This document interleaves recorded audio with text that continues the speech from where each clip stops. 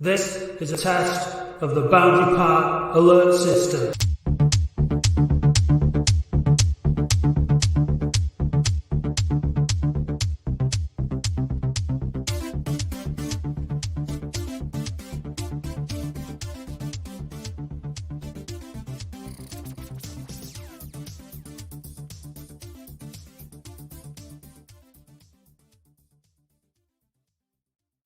Hello and welcome to this week's Latics Football Phone-In with me, Matt Dean. And me, Dave Bradley. Tonight is going to be fun. Unlike last night, which wasn't fun. We've got callers lined up already, which is good. Yeah. We have David with us, another David. Yeah. Who you will have listened I'm Dave, to. So he's yeah, David. You're sexy Dave, aren't you? Yeah. Who was the commentator last night? Yeah. For the defeat at Gateshead. Dave, we've played Gateshead. No disrespect to Gateshead, right? But we've played Gateshead 3 times this season, Yeah. and we haven't been able to beat them. Yeah. In fact, we've lost 7-3 on aggregate. There's more chance of me doing a 400-meter run in 3 minutes than bloody winning at Gateshead around that track. It's poor, man. It's poor. Well, that reminds me. Poor man. I know. Yeah, I know. If you were the runner who ran around the track last night, can you give us a ring, please? Yeah. One of our fans got on there, and because I really want to know if you beat your PB and how quickly you did it. Listen, we've got painful to watch last night. Well, Isaac, I'm sorry, but it's going to be equally painful tonight. So, if not worse. Yeah, if not worse, yeah. So here we go, evening, gents. So, Dave, we watched it, didn't we? We did. Not together, separately, as to not to bias each other. We don't live together or spend all our time together as many people believe. Yeah. Not yet, anyway. Wait till your wife kicks you out. Well, there's a matter of time. But we watched it, and we toyed with the idea of going, didn't we? Yeah. Thank God we didn't. 2 minutes. Thank God we didn't. If you were one of the 250 or so that 220. travelled up, 220, whatever, fair play to you. I mean, well done. It's some commitment, knowing full well that it was going to be absolutely bobbins.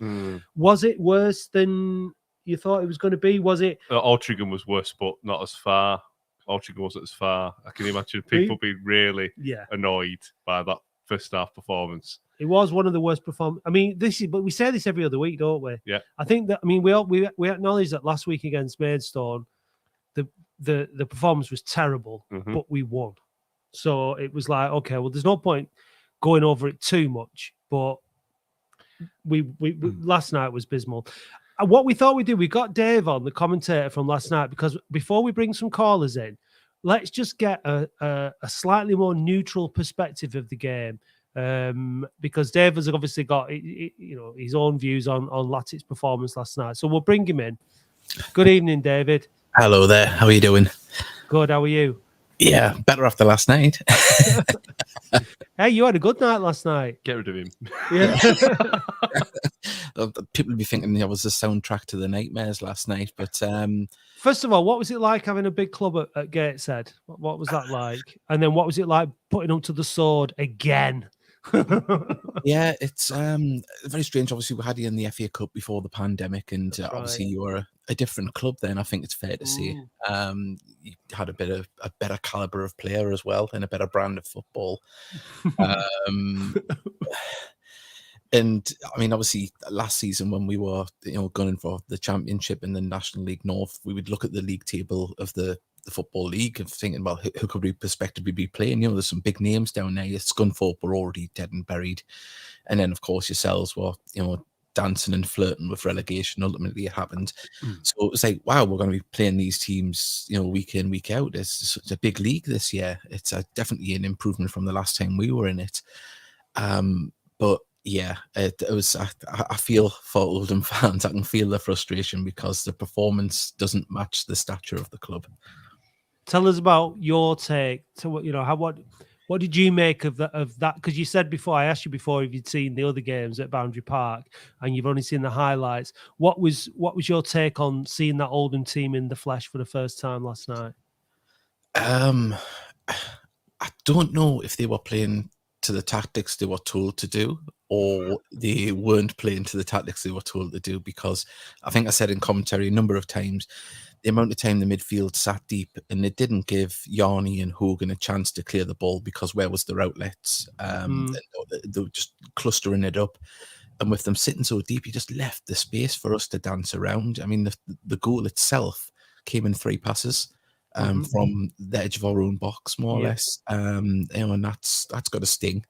Any team at any level to concede like that, and especially the captain putting in his own net, former Gateshead player, it's sod's law, isn't it?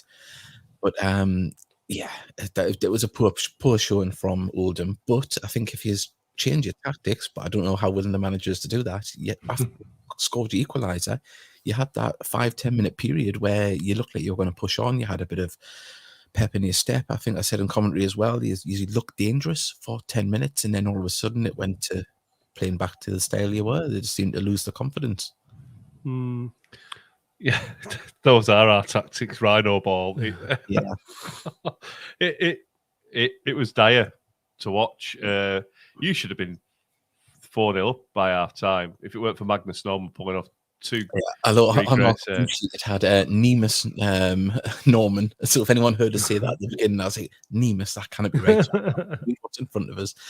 But yeah, no, he pulled off some fantastic saves, and it wasn't. I mean, I read online on Twitter. Of course, you look at the reaction, you see what the away fans were thinking, and you had your opportunities still, even though you weren't fully in it. You hit the crossbar, from shot. There was chances for yourselves to get into it when Nuttall or Reed, when he went through, you overplayed it, but still he should have finished that. You should have buried that. Yeah. You had some good chances. You could have put Gateshead to the sword, because I felt the only way you were going to score during the game, especially in the first half, is if Gateshead switched off at the back, and we kind of did that. But it was a beautiful through ball for Reed's run through. But yeah, it just felt like the forwards didn't have any support from the midfield. The defense had no support from the midfield, and that signed your own death warrant, I felt, over the 90 minutes. Yeah. I mean, in that goal that you scored, the first goal, like you said, those 3 passes, that was happening at Boundary Park in both ties, just playing through like there was nobody there. And next thing you know, you're on the edge of the area. So bad. I think we've got people waiting that are going to come on, and fans aren't happy. I mean, we've been trying to give different points of view. We've been trying to look at the bigger picture. Like you, as Gates said, you've been through a situation where you nearly lost your club. It takes time to rebuild. It's not, there's. But do you think that, like, knowing this level of football, like you do, you're a bit more kind of used to it than we are. Is it a specialized job?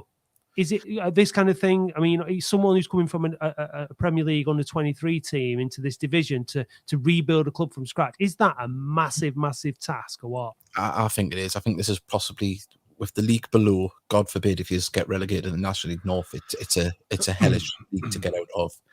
And there's teams down there with money splashing the cash who will, if you're going after the same players, they can play part-time and still pick up $1,000 to $2,000 a week playing football. How do you compete with that? So, it's a really tough league. It's a big ask for a manager that hasn't been in management before, especially in the lower levels, because you are dealing with all those aspects, trying to sign players. If you're in the Football League, yes, you could probably sign a player from London quite easy. Now, if there's a non-league player, they might not want to travel up the other end of the country to play for you, or drop down to non-league to do that. So you're looking at a different crop of players, a different style of players. And the biggest thing I find at this level is consistency. At the moment, of course, Gateshead, we lost Macaulay Langstaff and Kedwin Scott, and look what they're doing at Notts County. Not saying they would have done that if they had stayed at Gateshead, but they would have scored a few goals, no doubt. But that's the difference with the teams that's up there. When you've got players that are maybe coming into the prime or playing below the level, like Wrexham's squad, they have the consistency on their side, whereas teams like us at the moment, and I know you've went through, is it 50 players this season, 50 registered players? Something like that. Ridiculous. You can't do anything in this league without consistency, and that size, see, we're on polar opposites, whereas our squad is very, very little. Yours has been very big, and you've had a big rotation of players, where we've had to maybe play players who weren't fully fit, or we've had 2 or 3 on the bench. It's that type of league. It's the haves and the have-nots. But I think for a club of your size, I wouldn't be panicked if you stay up this year. I would say that you've got a great fan base, and I think for a club of your size to be able to at least get yourselves back in a position to get the club stable, which hopefully you are financially off the pitch now, it's that building process, and it's finding players and what's worked for Gateshead, and I hope it'll work, because I'm a big believer in having local talent in the side, especially at this level. And you've got a big catchment area of Premier League clubs around you, the academies and things like that. That's what Gateshead's done. We've got a lot of former Newcastle United youngsters that were deemed surplus to requirements that are plying the trade with us.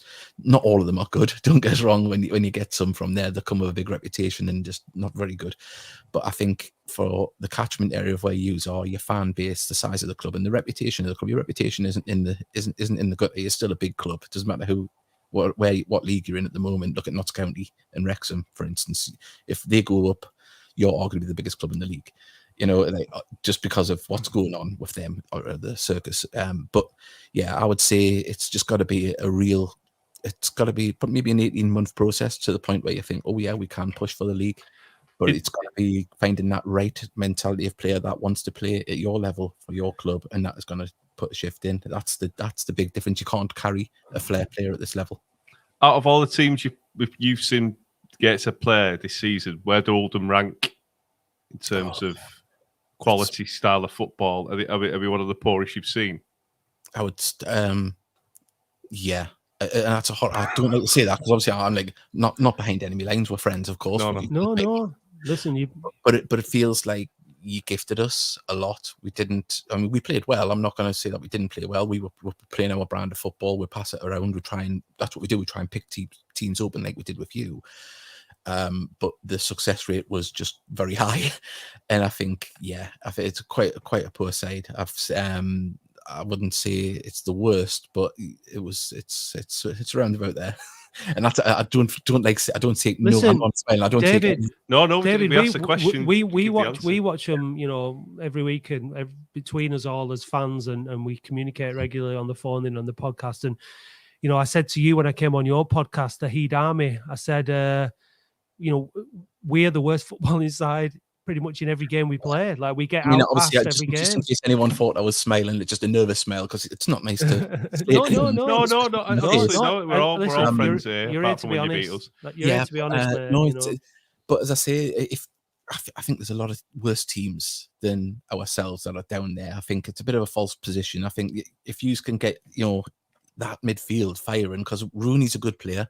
He knows how to get out of this league. He sits in front. He can command. I've seen him playing for Barrow a few seasons ago, and he ran the show, and that's just from sitting deep in midfield. If you can get him firing and get players around him, then you should have a good player on your hands there. But it's all about recruitment, and that's the thing. And is Unsworth the man to do that? Does he have enough links? Does he know enough of the young local talent that's around? Is he out watching under 23s? Is he out watching the local? Is he at Oldham when he was on playing? Is he out and about? Do you know? We don't know, and we'll have to ask him these questions when we speak to him again. But let's get a caller in. We've got Paddy's been waiting there, looking very serious and focusing his mind for his points. So we'll bring Paddy in. Hello, Paddy. Hello. I've been watching Coronation Street actually. Oh, is that what it was? Yeah. All right. Fair enough. Right, so go on. Well, I'd not phoned in for a while, but I had to phone in after that absolute shocker last night. I've butted heads with a few people over the last couple of months, giving Unsworth a bit of a chance, but that on its own last night was a sackable offence. It was absolutely pathetic. And your man Dave there from Gateshead said that it were fine lines, but let's make no mistake about it, they could have been 6-0 up at half-time. It was absolutely pathetic. David Unsworth should have been made to walk home last night. It was bad, weren't it? It was shocking. It was horrendous. And to be fair, Maidstone wasn't much better. It was just they are absolutely crap. Mm-hmm. I mean, my commentary position just behind the dugouts, I didn't see him with any urgency at all on the touchline. Normally, you'll see a manager screaming at the players and trying to tell them, do your job or whatever, and there was none of that. So I don't know if he was comfortable with what he was watching, but I wouldn't be. But it's his team that he's putting out, and it's the same most weeks. And what will happen, I can tell you now, the next 2 weeks will pan out. We'll get bummed on Saturday at Chesterfield. We'll get a draw at Barnet, and then we'll paper over the cracks and win the home game next Saturday. And then it's just a full circle that goes around and around and around and around. He is shit. He's rubbish. He needs to go. Do you think we'll stay up, Paddy? Oh, yeah, but that's not an achievement, Matt, is it? No, I'm just wondering. No, I'm just wondering where you are. I mean, we you know that we've been trying to look at it kind of holistically, Dave. But taking into account all the different issues at the club and all this kind of stuff. I mean, I'm not here to defend the players or the manager for last night. It was terrible, and like you said, Maidstone was abysmal, but we won the game, so it didn't seem too much point to be overly critical. But it is really bad. I think this is why I think it's really good to have David on, because it's like taking on points about body language of the manager and watching these things from a neutral perspective is interesting. Do you remember when we had the stick or twist? I was going to call this one again. I was going to put the same thing up because obviously you were kind of in that kind of like in between his own, Paddy, weren't you? You weren't quite sure. Where are you now? Oh, twist. Couldn't remember which one. Yeah, no, 100%. Because the thing is, I've been much more reasonable with him than I have been with a lot of managers. There have been lots of sackable performances whilst he's been in charge. We've had last night, we've had the Halifax game, the Notts County away game. The Notts County home game wasn't much better, to be honest. There was Halifax away. Altrincham I didn't go to, but was crap. Maidenhead, I know he'd only just gone there, but was crap. It's just horrendous. Barnet at home was bad. The vast majority of performances this season have been far from standard, haven't they? They've been below par. When we played Dagenham and Redbridge the other night, there's people around us going, well, that's another week he's got. Do you know when we won? And it's bizarre, isn't it, that people are, we alluded to it on the pub, they want him gone because they haven't taken to him. And there's part of the fan base now are rather disgruntled that we're getting actual results because it's just prolonging the agony, isn't it, as you've just alluded to. Do you not think? And then you hear his post-match comments, and I'm sure I'm at a different game to the one he sees most of the time. He's full of shit. And did you see the article last night that was going around? Turned down loads of job offers. Yeah, he's Dundee. No, it's bad. It is bad. And I mean, Chesterfield haven't won in. Is it 7 or 8 now? So I think we're doing absolute drilling, and I think that'll come Saturday. Classic turn of form, innit? Play the Oldham. Obviously, we're all going, Paddy. Yeah, of course. Yeah. We are. I mean, last night, just going back to last night, we couldn't even get the ball off Callum Whelan. Yeah. When Callum Whelan's bossing the midfield, looking like Zico, you've got a problem, haven't you? He ran the show. But no one pressed him. But we see the thing is that nobody did press him. Callum Whelan, he got the ball and he gave it to somebody else, didn't he? That's what he did. He just kept it moving.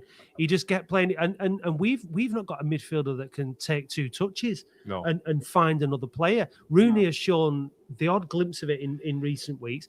I don't know, playing him wide. He's not a wide man, is it? He keeps wanting to come inside. He doesn't offer cover for Kitchen.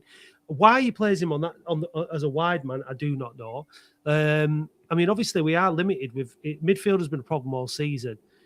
Both of the wide men last night tucked in really, really close. It was Rooney and Chapman, and they all just seemed to stand on each other's toes. And I mean, I don't understand why he renewed Chapman's loan, and B, why he even gets in the team or in the squad. He is. Again, that goal against Dagenham and Redbridge is giving that reprieve because it was a good finish, but that's all he's done for me. One good goal. Yeah, he's nowhere near good enough. I mean, I don't subscribe to this Peter Clark thing being the solution, but Hogan has to be taken out of that team. Yeah, agree. I think so.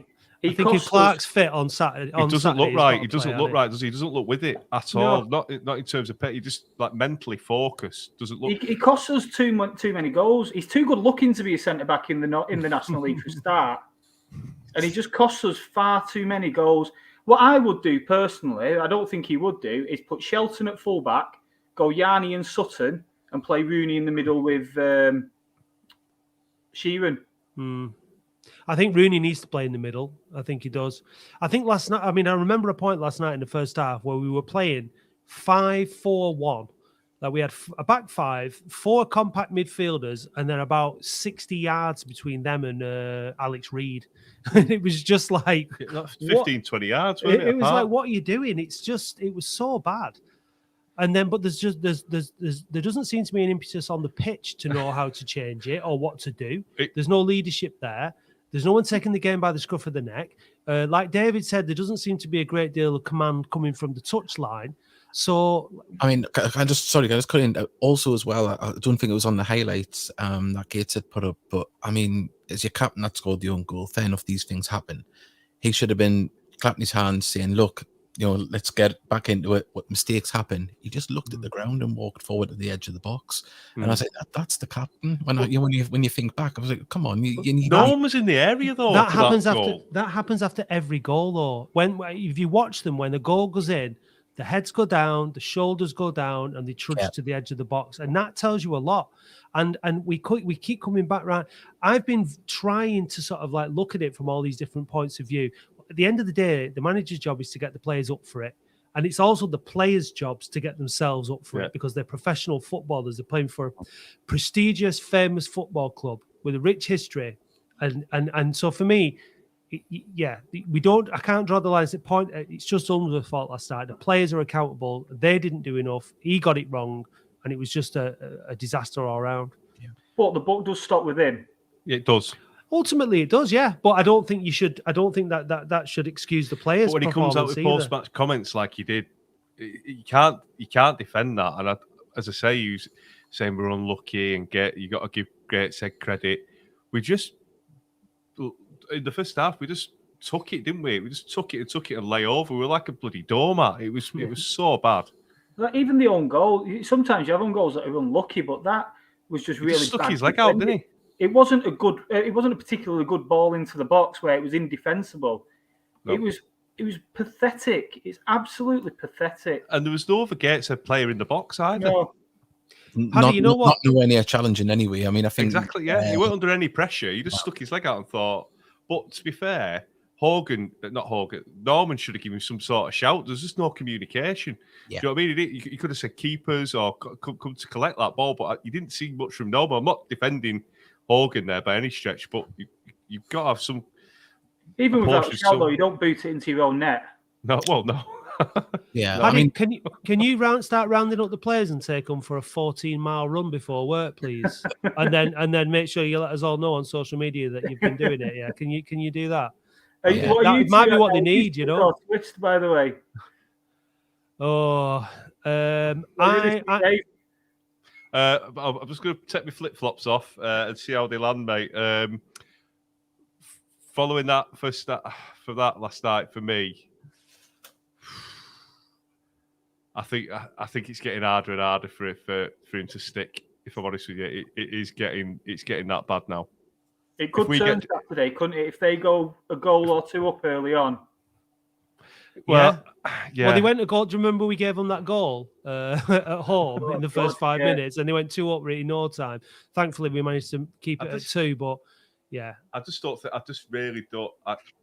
It's the head in the sand sort of after match comments that are really getting on people's nerves. You turn around and said, "Yeah, we were really poor first half," and then we had a good 10-minute spell, but then we went really poor again. You think, "Oh, right, at least he's seeing what we're seeing." But this, I don't know if it's trying to protect the players or something like that, but it's treating us like he's got this arrogance and this swear that he knows better, and we don't know anything, and we're not watching the game that he's watching, and he's got the final say. I don't think the questions help from the club because they're very leading to sort of protect him. So maybe we need to ask him more difficult questions as such. I don't know. You speak to him after games, don't you? You crack on. Right, listen, Paddy, we're going to have to get through the callers, mate. You go for a run, yeah? Put it on Twitter. All right, see you later, mate. Later. Bye. Right, someone who was at the game last night. Right, listen, Bin Man. Hi, mate. You okay? Yeah. How was your evening on the Toon? Yeah, it was all right. Good few beers, then we watched the game. Yeah. Go on then. Tell us about I want to congratulate Unsworth. Oh yeah. On the fact that we managed to perform worse than Halifax. That was absolutely atrocious last night. I will reiterate what Paddy just said. It's a sackable offence on its own last night. He should have gone. We need to get rid now. You've been pretty supportive of him, haven't you? And sort of giving more time. You've not really called for his head, have you? Really? I don't really like publicly. I'll say it in a pub because I'll say I don't really like going on Twitter, social media saying I want rid. I did last night. I've probably done it twice now, and it didn't. The final straw for me last night. That for me, it was absolutely abject. It was just pathetic. You know, the players have got to take obviously. You know, they've got to look at the players as well, but the buck stops at the manager. I'm sorry, it does. Does the fact that we've played Gateshead, it doesn't have to have been Gateshead. It could have been any other team. The fact that we've played them 3 times, like in, just about a month, and we've not been able to figure anything out in a way of beating them, in a way of being competitive. Is that part of the reason why you're starting to think the way you're thinking now? Yeah, I think, we've only just played them recently. We should have adapted to how they play. So for me, we should have come out all guns blazing. We just didn't. And that goes for a lot of games, though, man. I always describe it as a greyhound. As soon as them leave the trap, boom, they're off. That's how I want to start a football game, lads. As soon as we kick off front foot. When was the last time when we thought we was on the front foot for the minute go? Honestly. Wrexham. And that was in October. Yeah. That's the only game where we've actually sort of like played well for pretty much a whole half. Well, it's like one, it's one step forward and about 3 back. It's just not good, lads. It's just, I really don't. I just don't know what to say anymore. Like that last night did me head in. That was just absolutely pathetic. What did you think of the comments afterwards? It's the same every week. What was it like in the away end? What was the atmosphere like and the vibe, and what were people saying? Probably what I'm saying. They were saying what I was saying. It was, you could hear a pin drop. There's no atmosphere, no atmosphere, doing nothing. That first half was just as equally as bad as Oldham and Halifax, in my opinion. What was the reaction after the game? Was there any booing? Was there any? Yeah, there was a few boos. Yeah, there was believe it or not, there was a lot of boos at half time compared to full time. Because that first half. Well, that's fair enough. Because the first half was abysmal, wasn't it? Could I just interrupt there? Just obviously, I know you're obviously Gateshead aren't a big club, but for us all season, we have been playing like that, but we haven't had the firepower, and that's come within the last 8 weeks. And we're starting to pick up points and get ourselves up the table. So, from just to be a bit of put a neutral in, not defending Unsworth, but Gateshead are on a good run of form at the moment. So it's not like you're playing Maidstone or Talkin, who have been plummeting lately. We've been, like yourselves, one of the teams that's been picking up points down near the bottom.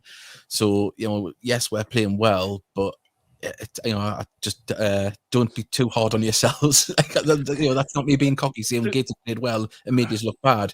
But I think obviously we're not the shittest team in the league, so don't take it as a bad result losing to us.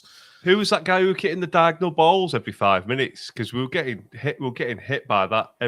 Lewis Story. And we just did nothing to stop that or even counteract it at all. I think I mentioned in commentary we changed tactically because normally Robbie Tinkler would be the one that is up the line and he wins like 90% of the headers from those crosses, and he wasn't even doing that. So we were obviously keeping him back to defend because obviously he can break fast with Nuttall and Reed. So we changed our tactics slightly on that for the people on the end of picking up the headers. So I mean in terms of you mentioned about the size of the clubs and stuff, but that's obviously clubs in this division vary quite a lot in size, but I think having been through the season now, I think any of our fans who disrespect what other clubs are doing, aren't really paying attention because we have been outplayed by so many of the teams, and there are good footballing sides on there and in this division. It's actually, I found that the football, there's been more passing than there was in League Two. I think League Two is more direct than this division is. So I think it has been a shock to us. I think that fact that a lot of the teams that we play have good ball retention has made us look even worse because That is the way. I mean, last night was evidence of it. Mark makes a very good point here. I'm all for continuity, but season ticket sales for next season are going to be an absolute disaster if funds stairs. Do you agree with that, Bin Man? Yes, I agree. Yes, I do. Do you really? I do. Yeah. We do. Why? Why? What? Which fans are not going to buy them? Because you're going to buy one, I'm going to buy one, he's going to buy one. We're all. I mean, most of us are still going to buy one, aren't we? It depends who's in charge, I think. Are you going to? Does that make it? Does it matter to you? Oh no, it doesn't. I'll be getting a season ticket whether or not. But not everyone's like me, are they? Oh, you guys for that matter. Absolutely not, Ben Man. You're but I want to ask Dave. I want to ask Dave that Greg Ollie is he left winger? Is it? Sorry, Greg Ollie. Yeah, he's. What was the question about him? Sorry, I didn't quite hear. No, he played well at Boundary Park a couple of weeks ago, and it's like we didn't learn from our mistakes, from how good he was in like getting marked out the game. It's just we just didn't learn. We just don't have any tactical nous about anything. It pisses me off. And this has been a poor season for Ollie compared to last year, but obviously we're playing a higher standard. I think a lot of teams have done their due diligence on him and they try and mark him out of the game. I mean, he had nearly 30 assists last year. So he's, he knows how to pick out a pass in the space you were giving him last night. Well, Gateshead fans were lapping that up because we knew that he's got the pace of Campbell to slot the ball through. You had Denanga holding it up. It was just a dream for him. I think it was an easy game for him in the middle. But I was mentioning about Whelan because he got slated online when we signed him the other day. And we were like panicked thinking, oh God, we've signed another lemon. Like, so if you ever get him, that's when you know it's time to panic as an Oldham fan. Honest to God, I'm disabled and I could move around the pitch better.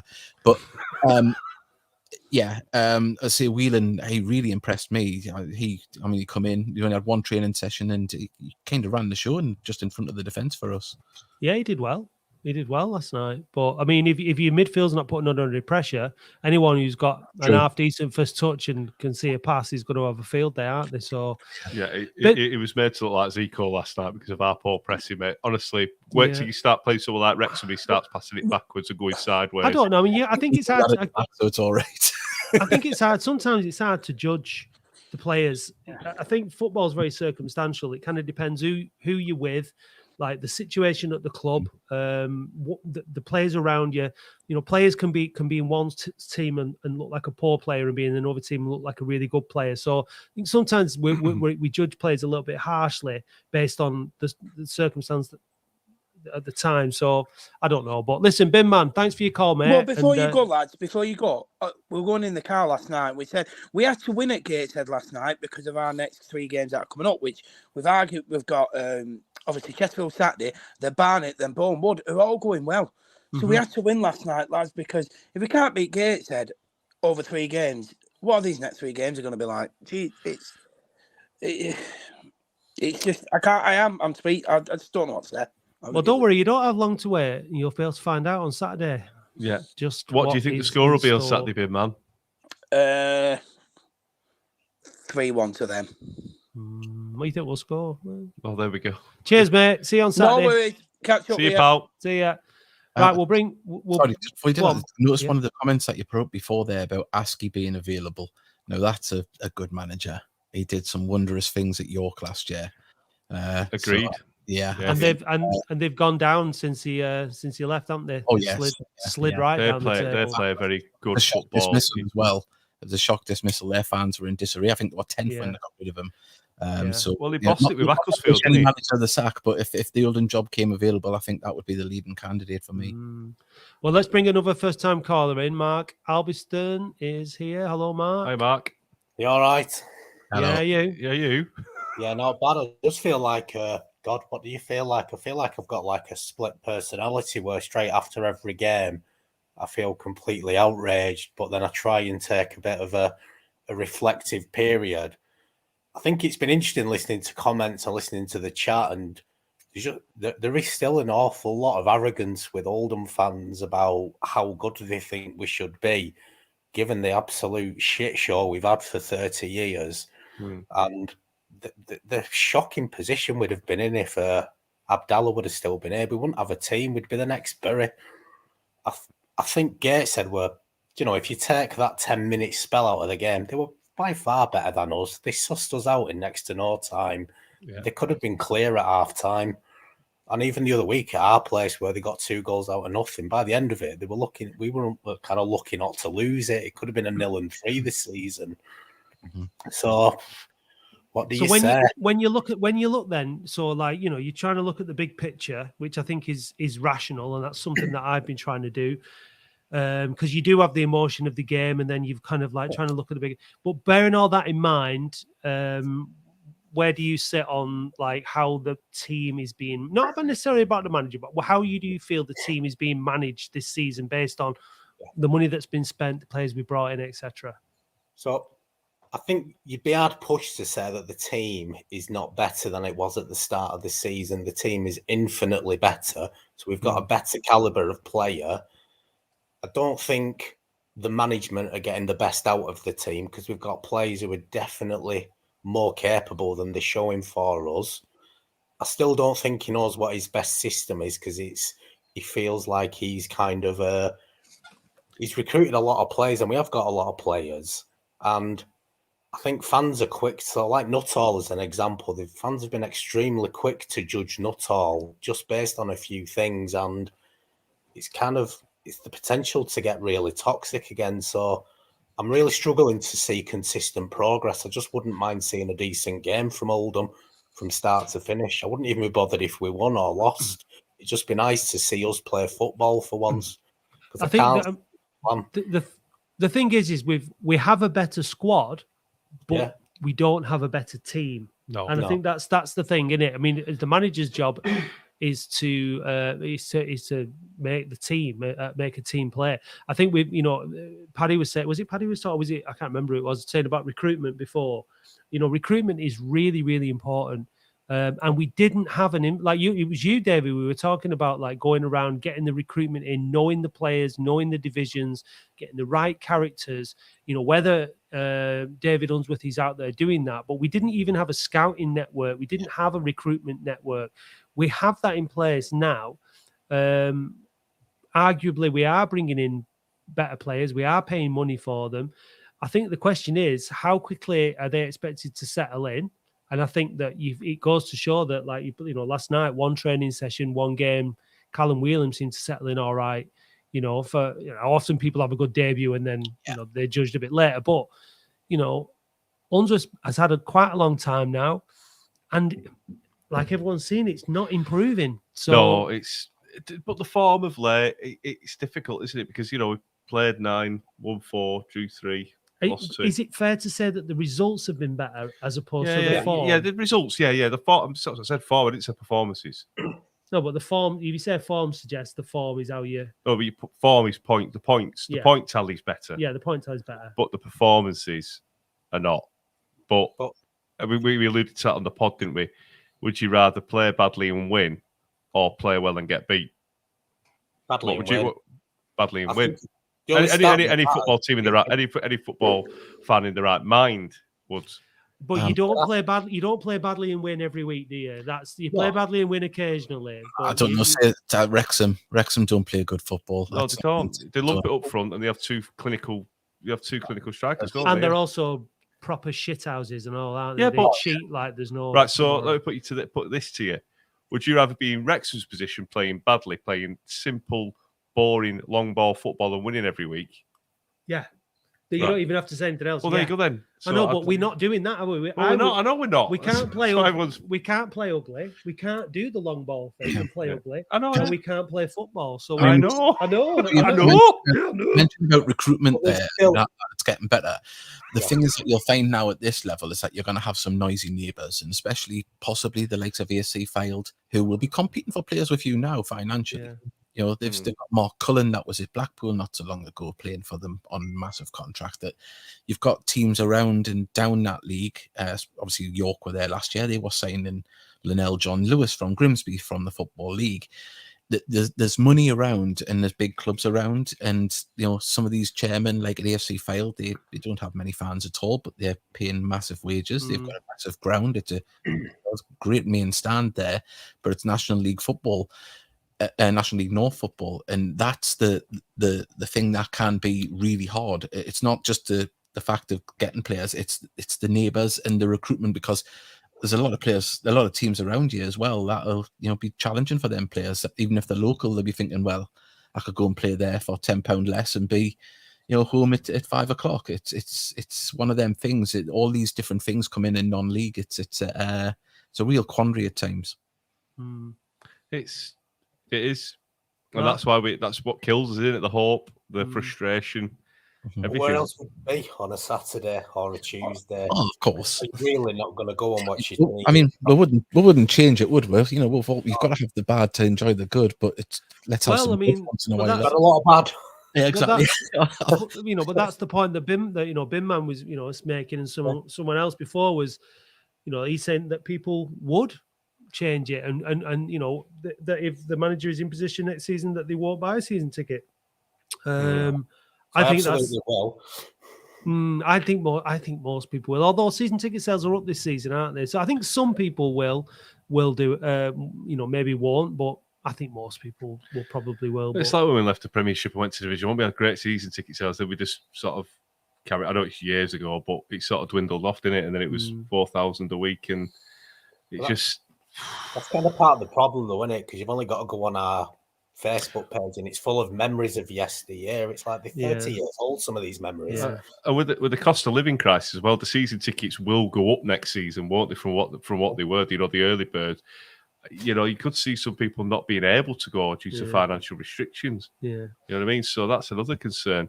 Yeah. So for now, I'd stick. You'd stick. Okay. What score on Saturday, mate? Well, we'll be going, because we'll probably be 3 sheets to the wind. I probably won't care. That's the way to do it. I would like to think they'll be up for it, and I'd like to think we could get a draw out of it. Yeah, I'd take a point at this stage, definitely. I got one last night as well, but the better team won. Yeah, and they did. Yeah. The better team did win last night. Absolutely. Yeah. Thanks for the call, Mark. Cheers, Mark. All the best, mate. See you soon. I was going to ask you a question there, David, in between callers, but I've forgotten what it was, so I won't. So I'll tell you what, we'll bring another first-time caller, and we got Daryl. Oh, he's been on before, the one from Stoke. Daryl, are you hiding behind the cat? He's a yeah. God, Jesus, that's an impressive pussy you've got there, mind. Hey, you're on. We mute. Can't hear you, mate. Can't hear you, mate. Have you got your earphones plugged in, Daryl? Can you hear me now? No, we can't hear you. We'll bring you out. We'll bring Wayne in. Hello, Wayne. Take yourself off mute, mate. He's gone. Oh, he's gone. Right, let's bring in the man, the myth. The man, the myth, the legend. Ibby. Evening, guys. You okay? Yeah, you, mate. Not really. I'm absolutely heartbroken since last night. Come on, Dave. It's not funny, lad. I know. Sorry. Can you just describe the new screensaver you've got there? And seem to have David Unsworth behind a pie. It says Ratatouille. Ratatouille. Yeah, I've uploaded that. I've had enough with him. I've given him the chance. And enough is enough. I rang Mark Sheridan this afternoon to speak about my feelings. He said he can understand what I'm coming up with, but he said it's not my job to make that call. It's down to Frank. Yeah, he's the club secretary, isn't he? Yeah, and he told me that Darren and Frank are regularly having meetings, looking at the league table, and we need to still back him because nobody can understand what this club has been through. I said, you're talking rubbish to me. Why? Because it's result business. And I'm not interested what's happened in the back. All I'm mad about is the manager has been shocking. He needs to go. And it's enough is enough because I've had enough because Joe Royal at that press conference of the takeover, he said the aim was promotion. What's happened with that? Nothing. It's David, how when it comes to this, how significant do you think it is having a massive overhaul and so going through so many problems at a club? And how significant is it, rebuilding a squad for, I know we've had loads of players, but all the players we had were all plus. And, we were such an unbalanced squad. How difficult a task do you think it is in reality for any manager? because we can't compare. We had John Sheridan at the start of the season. He was struggling. We weren't getting enough points. People wanted him out. He went. Then Unsworth's come in. We've got the same issue. You know, in reality, taking names out of it, how difficult is it, do you think? I think it's quite difficult. I think, you know, I'm all for giving young managers a chance. Obviously, Gateshead's manager, he's still playing. You know, he came in, but he surrounded himself with people from the region that, you know, obviously we're up a bit further up the country, so we are a bit more cut off than everybody else. So he surrounded himself with people that knew the local players in the region at the level. And I think that's something that's got to be done. Doesn't matter if it's Unsworth or anybody that comes in. You need someone that knows the level, maybe experience, maybe an assistant manager that's been around a couple of first-team coaches that know the level and know players around that have been around players that have played at this level for at least 4 or 5 years. I would say, on a personal note, that's how I would say you want someone with experience of this league. Wrexham, yes, they've went out and spent money and brought big players in, but they've also bought players from the level that are making that team good enough to make Mullins and Palmer look great up top. You've got to, you can go out and sign your big name players or players that are around. That's why I thought when at the beginning of the season, when I seen you sign Rooney and Hogan, I thought, well, that's a statement of intent. That was what I looked at. I thought, well, they're going to be solid. They're going to be top 10 at the worst. That was genuine thought when you signed those players. And then as the seasons went on, I joked to my co-host before we did a podcast the other week. I said, if you had said to me we would be above Scunthorpe and just behind Oldham, I would have said, Christ, we're in at the beginning of the season, I would have said we're in a championship push. Yeah, would never have imagined either side would have been where they are.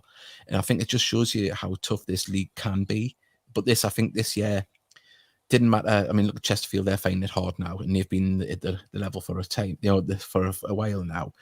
This is an extraordinary year with two fantastic teams. I think it would be a lot more open if they weren't here, which possibly might be the case next year. So it's getting, as I said before, it's just recruitment, but I think you need an experienced manager. Unsworth, if he gets to stay and keeps them up, he might have a better time with building his own squad in the summer. That can pay dividends. But also as well, you've got to have a little bit of, I know you've got a lot of patience at the moment, and that's been tested to the max. But when you bring players in, you mentioned Nuttall there before. Macaulay Langstaff, who's top goal scorer in the league, when he come back to Gateshead, we had to let him go. He was a very young player. He come back a couple of years later. And if you had said to me he would have been the hottest property in non-league football 2 years later, I would have went, no. This is the level where players develop and get noticed. You Vardy's of this world, so you never know. Nuttall could be the next big thing in 2 seasons' time when he gets to grips with it. But it's frustrating when you're in a relegation battle and trying It's an interesting point, that, David, because I think a lot of us we forget the level that we're in.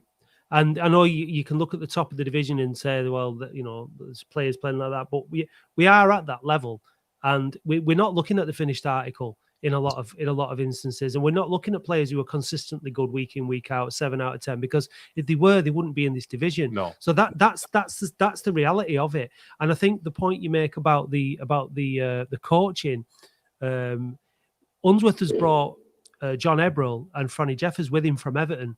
So the three of them have all come from the same place. Yeah. That doesn't give that sort of diversity that you're referring to, and that knowledge. Now, obviously, there are other people responsible for recruitment and such, but maybe it's a bit top heavy in the sort of like ex-Premier League personnel. Just another thing as well. What might help them in the long run is that they have been at the under-23 level. There'll be a lot of local teams that they've played against in the area where they might be able to build bridges and bring players in.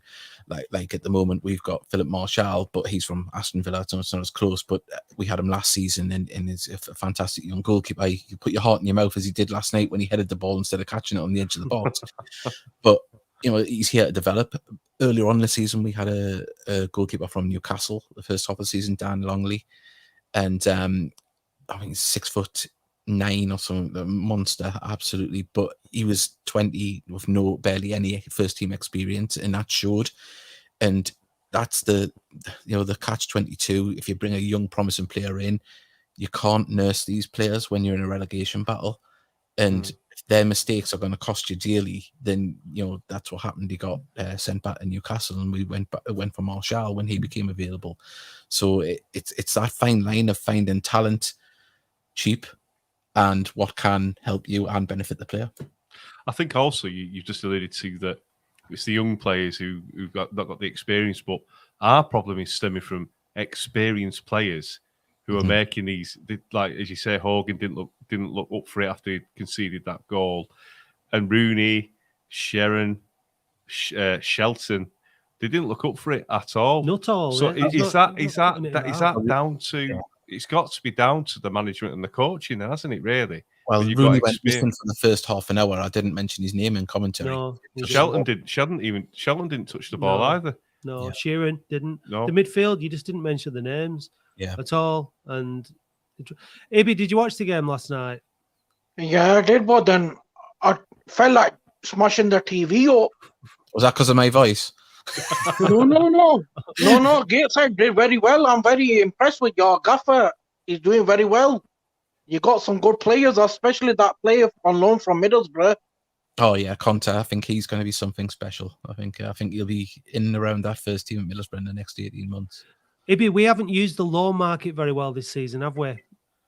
Not really, and I've been told that our fans forum has been set up by Mark. He was telling me this afternoon at the end of the month, apparently. Right. I don't know anything about that myself, so I'll have to wait and see. Yeah, and if Darren is listening to this, he needs to absolutely consider getting rid of his best mate, David Unsworth, and hopefully appoint John Ashby, because he's been at the game. He knows some of our players. He's done his research. We need him in to save our season, because enough is enough. Do you think we'll go down, Ibi, if it carries on like this?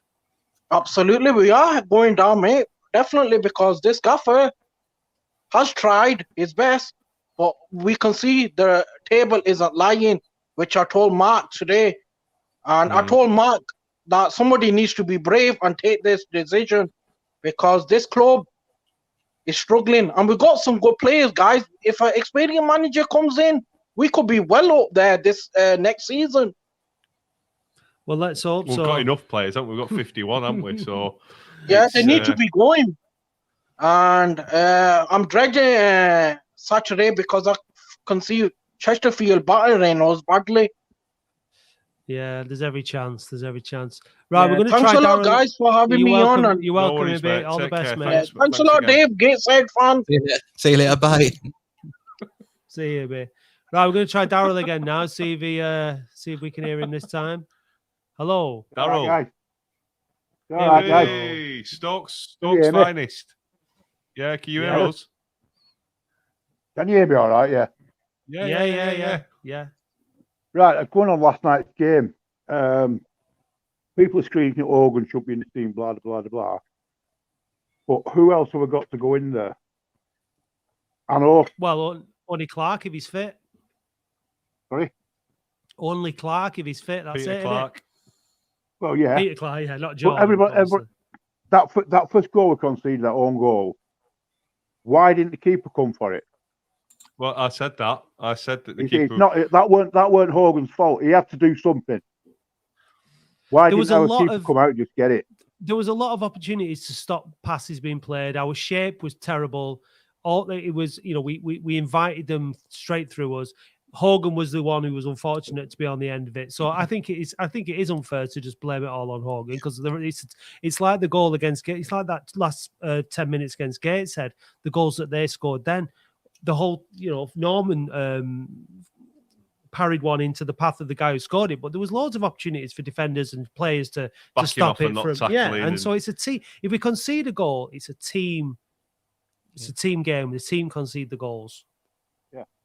Yeah, I mean, the second goal, it was pathetic. Trying to dance around with it 2 yards out. Just kick the fucking thing out. Yeah, I don't know why. Just kick it out of play. Yeah, I totally agree. I don't know why he put his foot on it. He was trying to dance around with it 2 yards out. It's true. Put the foot through it. Yeah, as a Gateshead fan, we see that a lot. It happens to us a lot. Sometimes we've had a few calamities at the back like that, so I can really sympathise with it. There's people saying here it's not Hogan's fault. He smacked in his own out. Okay, he kicked in there. It was Hogan's fault, but there is something. It's a team responsibility. If the I team get is not that. set up right, then it's individual mistakes but and collective responsibility. Yeah. That's by and by. That was a defensive error. It was, yeah. He's a I agree. defender, centre half. He's a defensive shit play, basically. Well, he shouldn't have put his foot on that ball for the Unsworth second. can't tell him to. Unsworth won't be that was telling terrible. him to dance around him 2 yards out. No, I agree on the second one. And he probably stuck his leg out. It was a lazy leg out for the first goal. He just stuck his leg out. There was no way with that sort of movement he was going to try and clear the ball. He just stuck his leg out and hoped it'd do something. So I think he was at fault. But again, I'm not saying he wasn't at fault. I'm just saying he wasn't the only one at fault. That's what I'm saying. Well, because there's other passages of play that could be stopped if the players were doing what they should have been doing. So I mean, if you watch the replay back, you can see the midfield just sit right on top of Hogan. So he's damned if he doesn't, damned if he doesn't, because no one's behind him. They're just sitting in front. So it's one of them unfortunate ones. It's it could have went anywhere. It could have went over the bar. Could have went past the post. Just unfortunate. It could have been the goalkeeper's hands, though. Yeah, definitely. You know, it was quite easy catch for him. There was no pressure on Hogan, but he had to do something. Yeah, agreed. So the keeper comes out, catches it, no problem. But like I say, it is a team game, and it's also passages of play, isn't it? Yeah. You know, it starts from your forward, through your midfield, and go to your defence. And if them people in each seven passes of play are not doing their job, we're not going to go anywhere.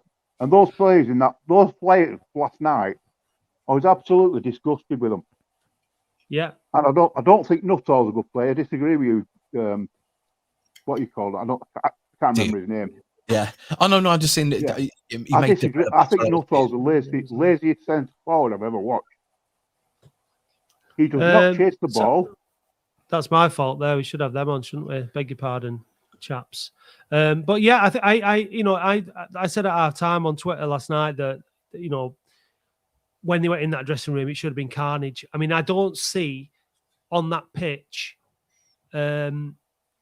organisers, leaders. I don't see anyone taking the game by the scruff of the neck and demanding more from each other.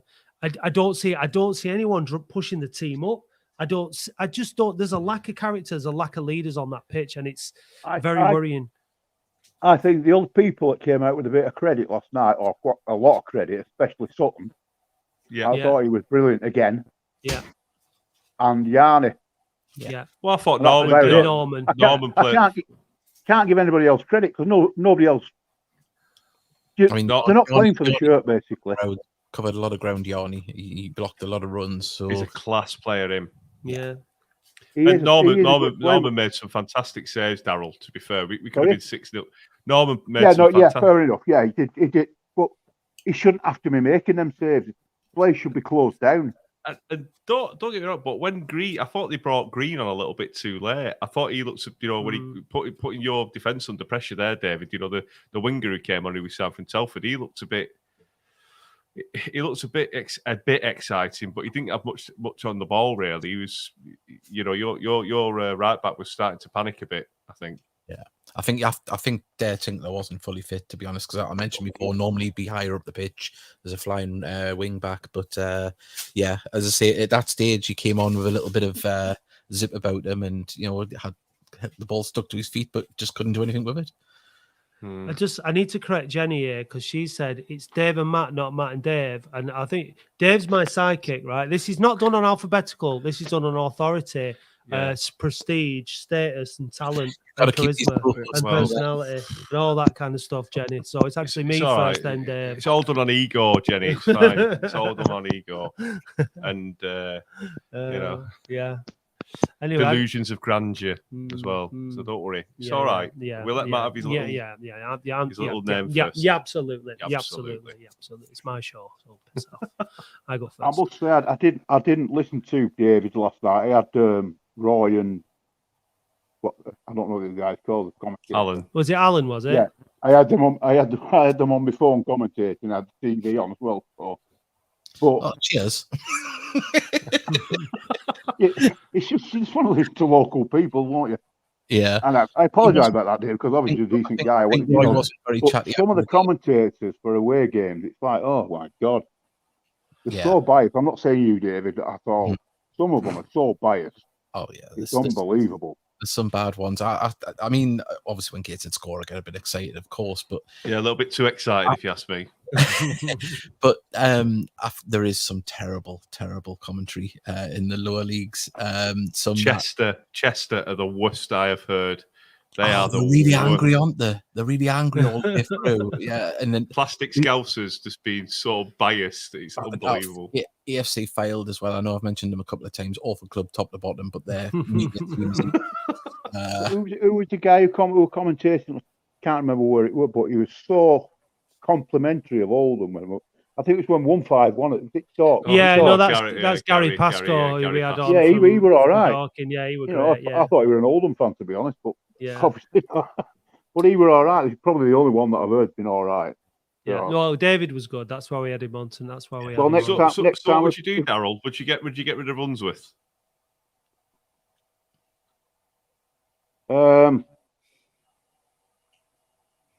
It's an hard one, isn't it? Because some people don't seem to think so. There's plenty of people out there who think it's an easy one. So, but I mean, there are. But you've got to think of the bigger picture, haven't you? You know, the club's steady, thankfully. Yeah. Yeah, but hopefully we won't go down this season. Hopefully, it's so and bad. You've got the players there, like you said earlier, who can do it. But they're not doing it, are they? They're not doing it. And is that the manager, or I don't know. Is it I mean, this is what my sort of thing has been saying about this week, this season, is we have to leave it up to the board to see what's going on inside the club, to monitor all these things and make the right decision. It's as fans, we can all scream, sign him up, sack him, whatever. But the club are the ones who have to make those decisions and the ones who have to monitor it all. We have to trust the board to make that decision, don't we? They've got to look at the picture that the board have backed Unsworth. He's got really whoever he wants to get in, he's got them in. Yeah. I mean, apart from people who didn't want to come. Do you think if Unsworth had a full pre-season, he would have been gone by now? Yeah. Yeah. I think that's the thing. That's where I was thinking. I never like to see a manager get the sack. I mean, it's always harsh, unless you're rock bottom of the league, but there's signs there. You've picked up points. I'm just trying to play devil's advocate here, but he might turn it around. And if you give him a full pre-season, you could be flying next year. I mean, is he playing them tactics now because that's what he believes this team is the best doing that way, or has he played other tactics when he first came in? When he came in, we've gone through quite a lot of different systems. 5-1, 4-4-2, 4-3-3. He's more or less got his own squad. He's got his own squad now, hasn't he? But then, when we were speaking to Mark White, who's the Talkin manager and owner, which is a unique position, but he knows more than we do. He's a football manager and he's an owner, and he's taken his team, up into the National League. He was telling us how difficult it is to get a team to form. It's not easy, but at the same time, you have to assume that there's always going to be somebody who can do it better. But equally, there's somebody that could come in and do it worse. So it's a really difficult situation to be in. I think I'm probably still on this fence, but about to fall off. If you know what I mean. Yeah. I can't decide. But are you going on Saturday? No, mate. I can't travel to games at the moment. Okay. What do you think the score's going to be? Fancy us for any kind of a result or what? Sorry? Do you fancy us for any kind of a result, or are we going to get hammered? Oh, Jesus. We're going to win 5-0.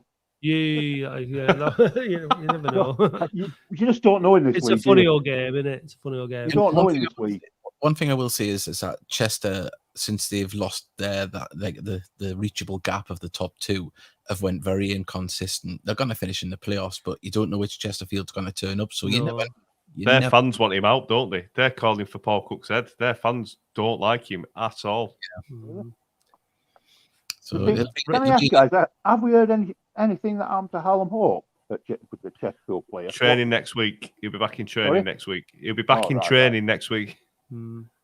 Back in training. I meant the police court case or anything Oh, like that. no. Don't know about that. No. Well, so that's Listen, still Darryl, put Spice on Saturday anyway, isn't it? Yeah, that's true. Yeah. Just a bit. I think our fans will be very vocal Saturday. Yeah. So listen, we're gonna call it a night. So thanks for getting in touch, Darryl.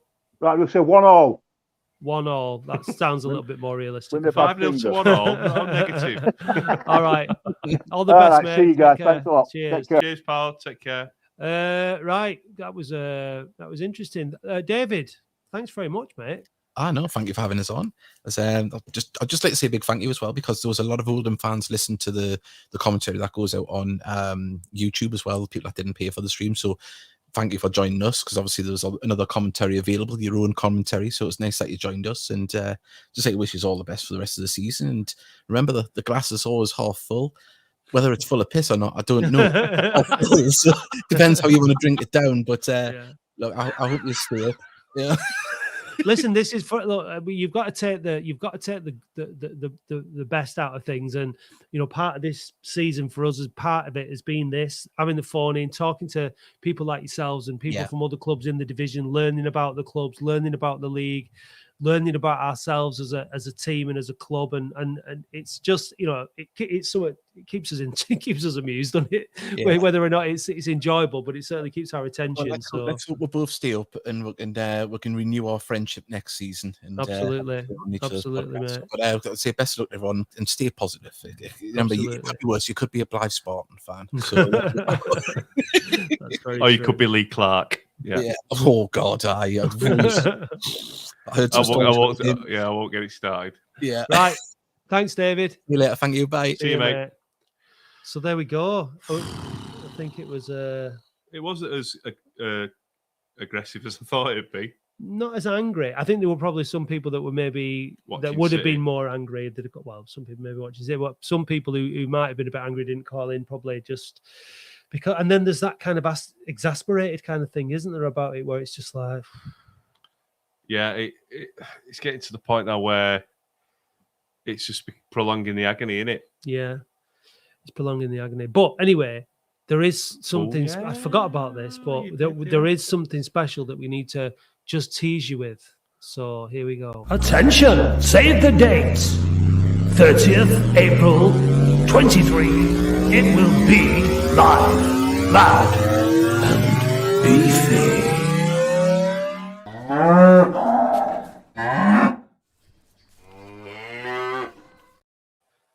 Right, so save the date, 30th of April. It's going to be live, loud, and beefy. And that is Bank Holiday Sunday as well. Bank Holiday Sunday. So you've got Monday to recover. Well, we will be releasing details accordingly. Yeah.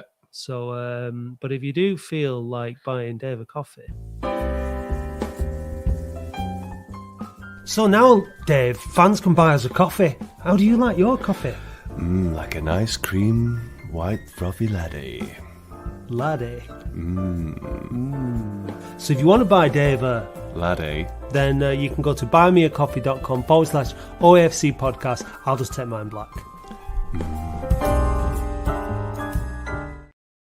Yeah, so we appreciate you all watching and getting involved. The podcast will be out on Monday. What's this show called, Dave? It's called the Ladders Football Phone-In. The idea is we're supposed to play these like throughout the show, but because we've been so absorbed into the debates, we forgot. So into the debate. So yeah, thank you very much for watching. Thank you very much for participating. And well, next Wednesday we'll have Chesterfield and Barnet to be reflected on, won't we? Yeah, so may the force be with us. Yeah. Thanks, everybody. See you next Sayonara. time.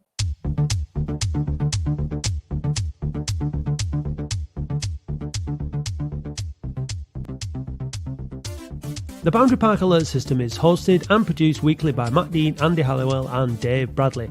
A huge thank you goes to those people who already subscribe to the podcast. We appreciate you all, and if you'd like to help us out financially, please visit oafcpodcast.co.uk and click support or find the link in the show notes. It's only $2.99 a month to subscribe, but if you'd rather make a one-off donation, please visit buymeacoffee.com/OAFC podcast or click the link on our website.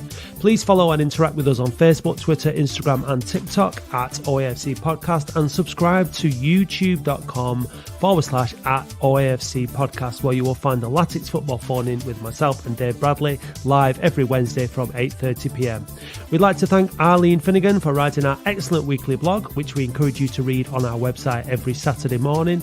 And thanks also goes to Paul Prendergast for providing us with all the Latics Mind questions. The title music for the show is by Manchester DJ and producer Starion, and for more information visit bandcamp.com/Red Laser Records.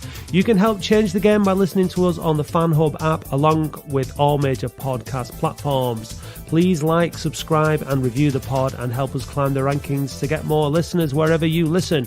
Thank you for listening, and if you'd like to be a guest or contribute to the show in any way, we'd love to hear from you. See you next week.